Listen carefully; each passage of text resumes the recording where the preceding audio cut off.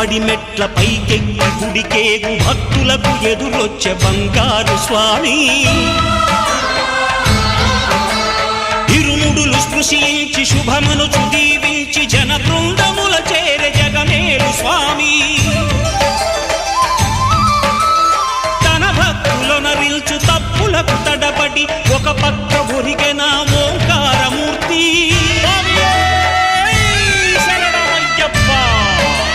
స్వాములందరూ తనకు సాయము కాగా ధీమంతుడై లేచే ఆ కన్య స్వామి